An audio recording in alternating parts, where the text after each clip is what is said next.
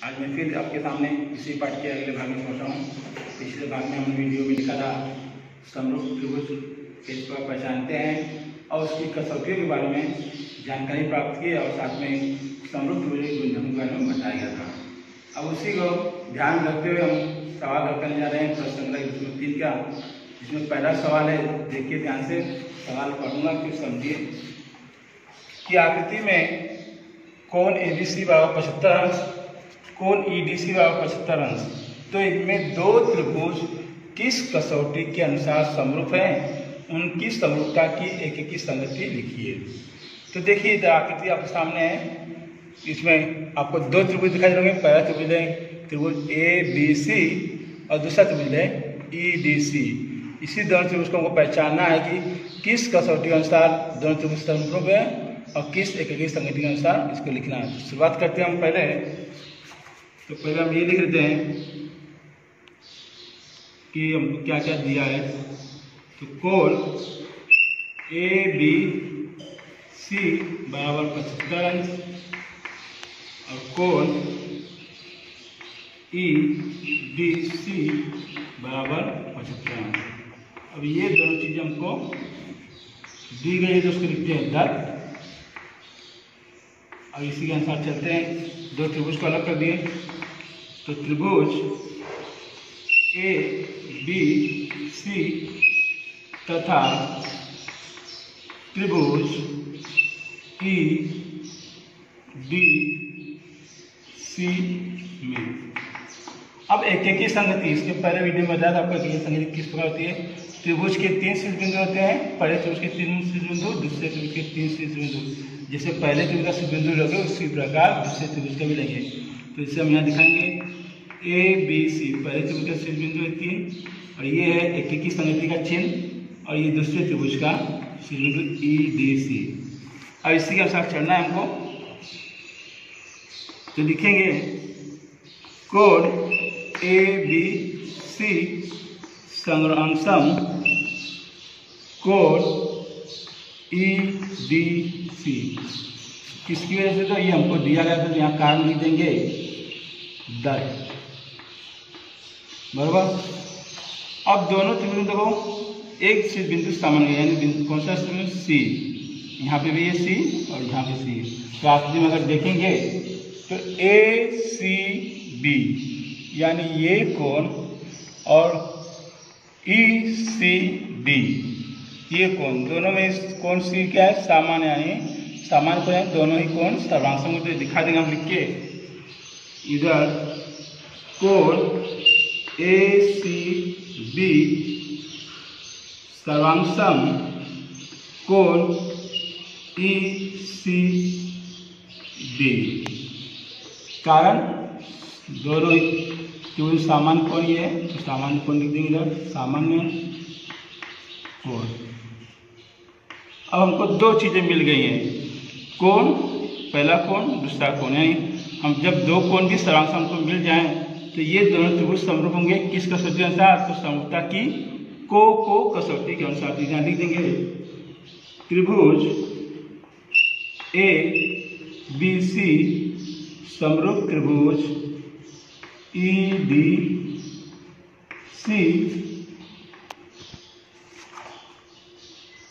किस कसौटी के आधार पे, तो समरूपता की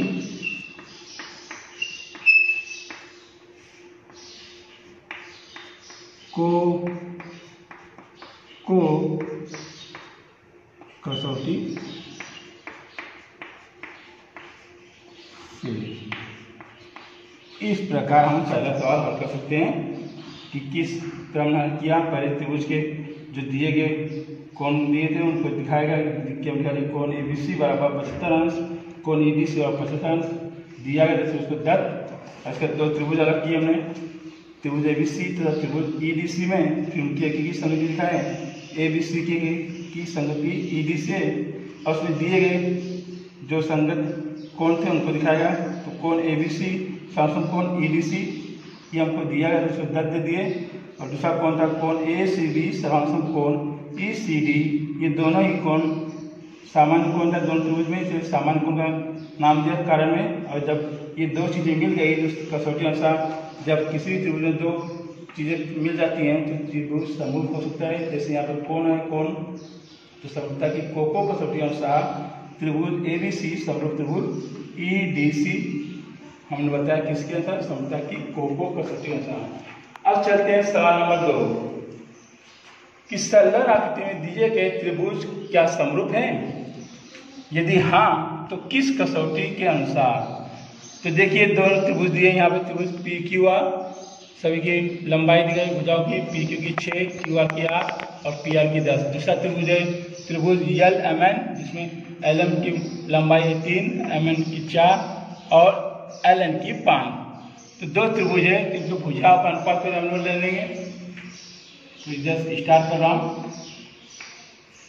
फर्स्ट पॉइंट PQ पहले त्रिभुज की भुजा, दूसरे त्रिभुज की भुजा ले लिए LM, दोनों का अनुपात निकालेंगे तो 6/3। अब इसका संक्षिप्त रूप करेंगे तो 3 एकम 3, 3 दूनी 6 यानी 2/1। इसको दे दिए कथन नंबर A। उसी प्रकार दूसरा भुजा लेंगे QR बटे में MN बराबर QR का मान है 8, MN का मान है 4। इसका छोटा रूप करेंगे 4 एकम 4, 4 दूनी 8, ये भी हो गया 2/1 यानी इसको कथन नंबर 2। और लास्ट में बचा है तीसरी भुजा। तो तीसरी भुजा है पहले तो उसकी PR, दूसरी तो उसकी है LN, दोनों का अनुपात निकालेंगे तो 10/5, 5 में 5, 5 दूनी 10 यानी ये भी हो गया 2/1। इसको दीजिए कथन नंबर 3। इस प्रकार हम लोग को 3 कथन मिले, 1 2 3।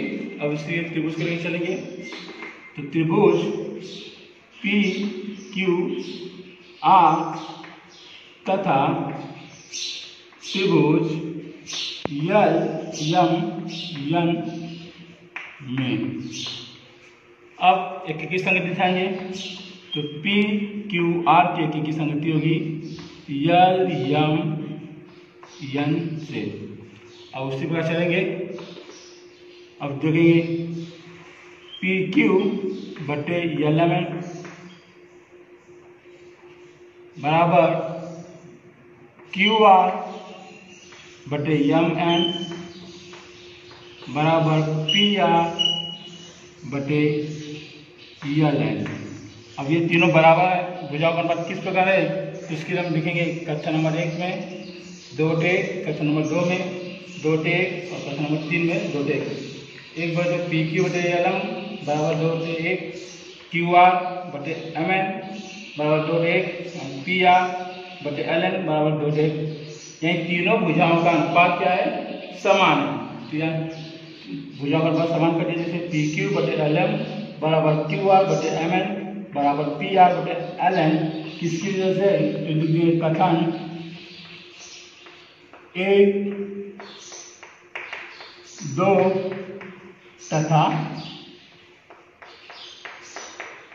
3 से। अब भुजाओं का अनुपात समान है। इसके पहले वीडियो हमने दिखा था जब भुजाओं दोनों त्रिभुज की भुजाओं का अनुपात समान मिलेगा, तीनों भुजाओं का अनुपात समान है तो दोनों त्रिभुज समरूप होंगे। कौन सी कसौटी था तो भुजा भुजा भुजा यानी भू भू भू कसौटी अनुसार लिख दिए लास्ट में कि त्रिभुज PQR समरूप त्रिभुज होगा LMN किस कसौटी अनुसार, समरूपता की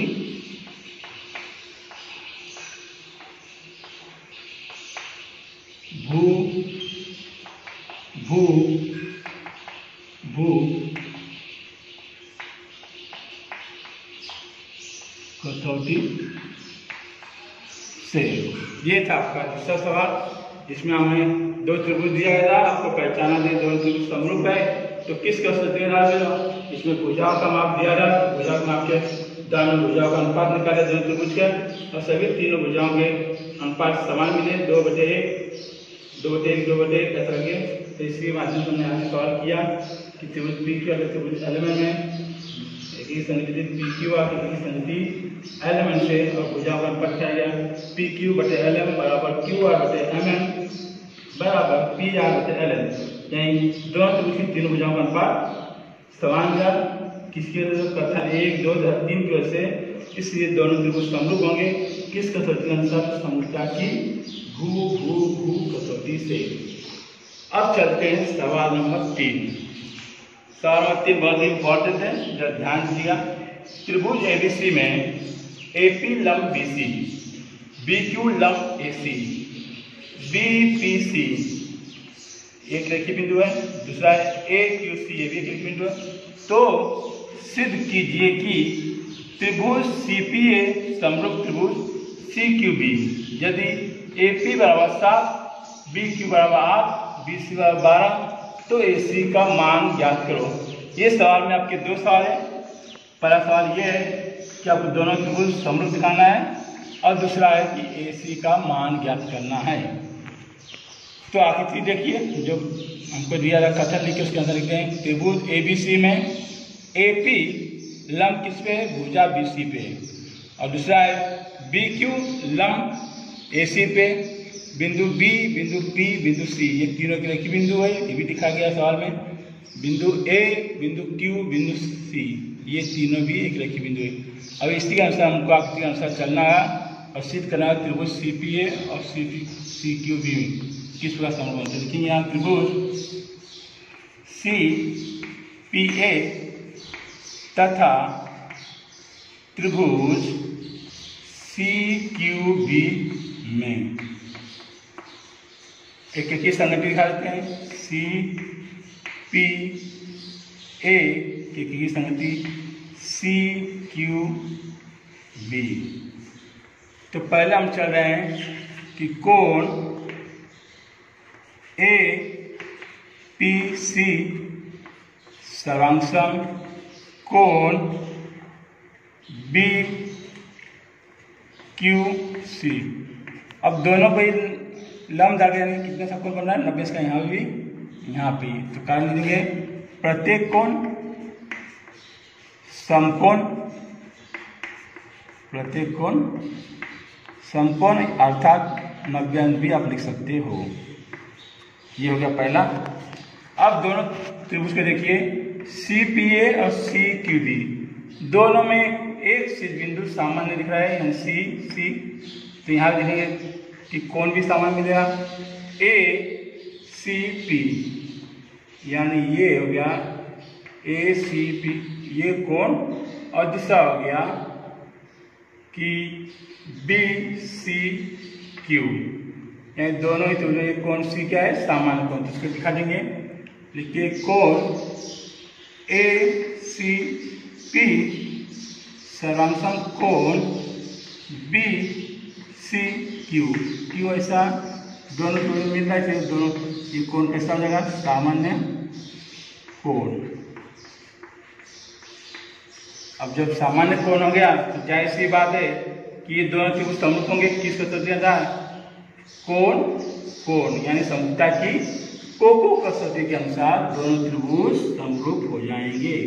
तो त्रिभुज CPA समरूप त्रिभुज CQB किस कसौटी के अनुसार? तो समरूपता की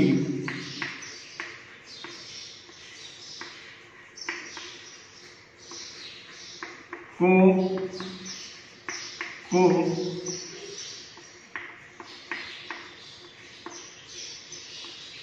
कसौटी से। ये हो गया आपका पहला पॉइंट जो हमको सिद्ध करना था, त्रिभुज CPA समरूप त्रिभुज CQB। अब हमको निकालना है AC का मान। तो इसी त्रिभुज का सहारा चलेंगे। अब ये जो AP है, BQ है, BC और AC, ये दो त्रिभुज की क्या है? भुजा है। तो भुजा का अनुपात दिखा देंगे। पहले लिख लेंगे हम लोग AP, यहाँ AP लिया तो यहाँ क्या जाएगा? BQ बटे BQ बराबर, दूसरा है आपका ये हो गया AC। तो AC ये AC लिया जाएगा बटे में BC। अब ये क्या है? दोनों समरूप त्रिभुज की संगत भुजाएं समानुपात होती है। यहाँ लिखेंगे कारण कि समरूप त्रिभुजों की भुजाएं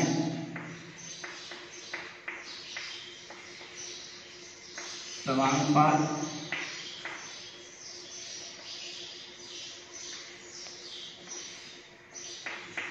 में होती है। अब जब ये आ गया तो दिए गए मानों को इसमें रखिए।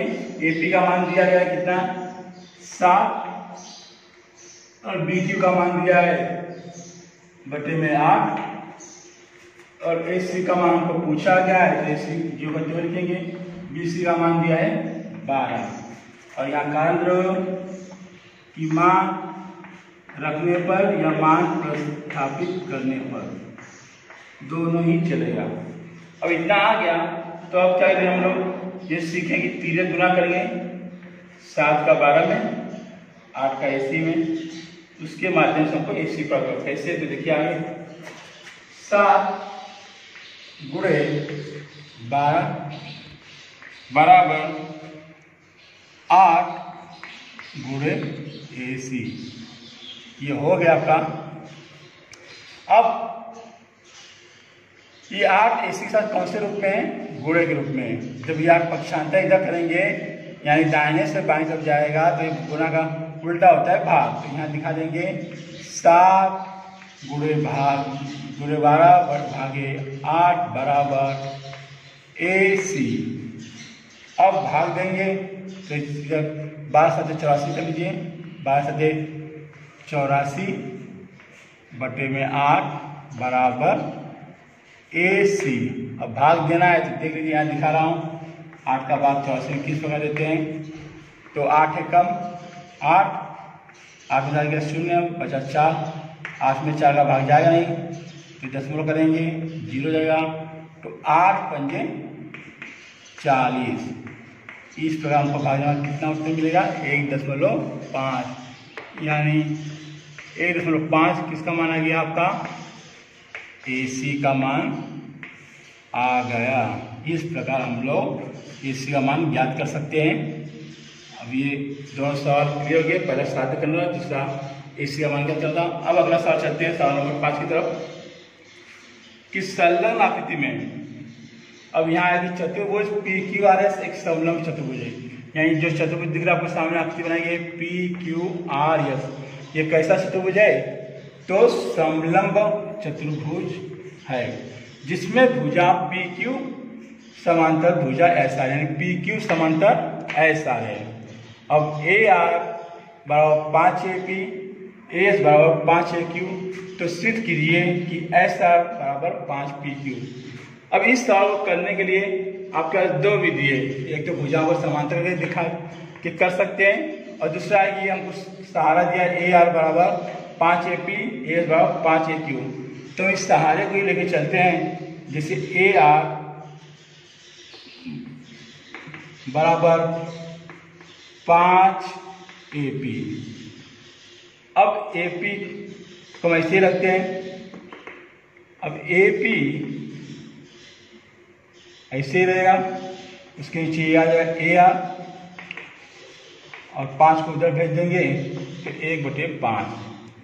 इस प्रकार ये प्रश्न नंबर 1 बना। समझ में क्या किया ए आर को ए पी के नीचे लेके आया और ये ए आर यहाँ ए पी के नीचे आया तो बचा क्या ए। तो ये 1 के नीचे ये 5 गुणे के रूप में जाए तो भाग के रूप में यानी ए पी बटे ए आर बराबर 5। उसी प्रकार दूसरा जो है ए एस बराबर 5 ए क्यू तो उसको भी हम ऐसे कर देंगे ए क्यू बटे ए एस तो हो जाएगा इधर 1/5 कथा नंबर 2। अब यही दोनों सहारे चलेंगे। अब देखिए इसमें दो त्रिभुज आपको उसे टोटल 4 दिखाई दे रहे हैं। एक त्रिभुज है पी ए क्यू दूसरा है बी ए आर और तीसरा है आर ए एस और चौथा है पी ए एस। तो हमको कोई भी दो त्रिभुज लगे समरूप दिखाना है त्रिभुज का तो हम ये त्रिभुज ले रहे हैं। त्रिभुज पी ए क्यू एक ये ले लिए दूसरा ले लिए आर ए एस। ये दोनों को लेके चल रहे हैं यानी त्रिभुज पी ए क्यू तथा त्रिभुज RAS में। अब इसी की संगति दिखा देंगे, PAQ की संगति RAS। अब भुजाओं को दिखाएंगे तो हो जाएगा, इधर होना AP लेंगे, AP तो यहाँ क्या जाएगा AR, बराबर बराबर कर सकते हैं, या ऐसे भी कर सकते हैं कि 1/5 तो कथन नंबर 1 से, और दूसरा है लेंगे कौन सा है कि AQ/AS, ये भी कितना होता है अपना 1/5, कहाँ तो कथन नंबर 2 में देखिए, कथन नंबर 2 में है 1/5। अब AP/AR बराबर 1/5, AQ/AS बराबर 1/5, यानी दोनों ही भुजाओं का अनुपात देखिए तो दाहिना पक्ष समान दिखाई दे रहा है, 1/5 यहाँ भी। जब दाहिना पक्ष समान होगा तो बाएं पक्ष समान है, इसलिए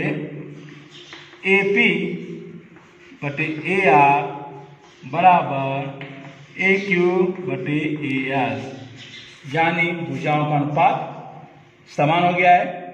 अब इसी में और एक चीज देखिए, आखिर देखिए PAQ यानी ये कोण और RAS ये कोण, अब दोनों कोण कैसे हैं, आमने सामने बिल्कुल। और हमने पिछली कक्षा में पढ़ा कि इस प्रकार के जब कोण दिखाई देंगे तो हम कहते हैं शीर्षाभिमुख कोण, और शीर्षाभिमुख कोण सदैव सर्वांगसम होते हैं, कि जो ये कोण है PAQ सर्वांगसम होगा RAS के, क्यों होगा, क्योंकि ये दोनों कोण कैसे हैं शीर्षाभिमुख कोण। यहाँ दिखा देंगे कोण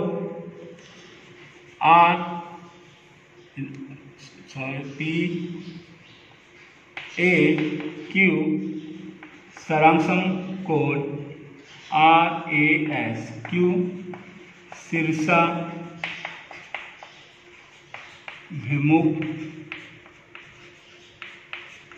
कोण है।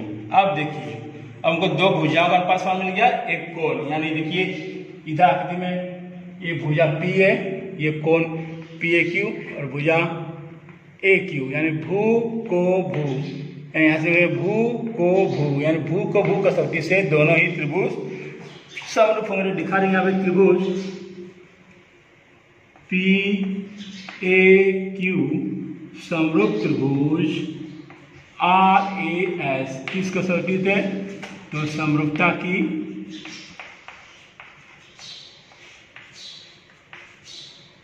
भू को भू कसौटी से ये दोनों त्रिभुज समरूप हो गए। अब इसके आगे हमको सिद्ध करना है यह 5AQ। तो आगे देखिए त्रिभुज PAQ समरूप हो गया, त्रिभुज RAS किस कसौटी के साथ, समरूपता की भू को भू कसौटी के साथ, और हमको सिद्ध करना है यह 5PQ। तो ये दोनों त्रिभुज की संगत भुजाओं का अनुपात दिखाएंगे, कैसे देखिए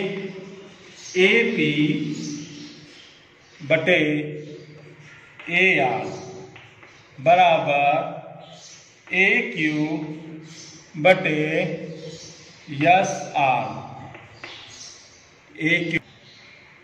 AQ/AS, और लास्ट में बचा क्या है आपका PQ/RS। अभी ये क्या है, समरूप त्रिभुजों की संगत भुजाएं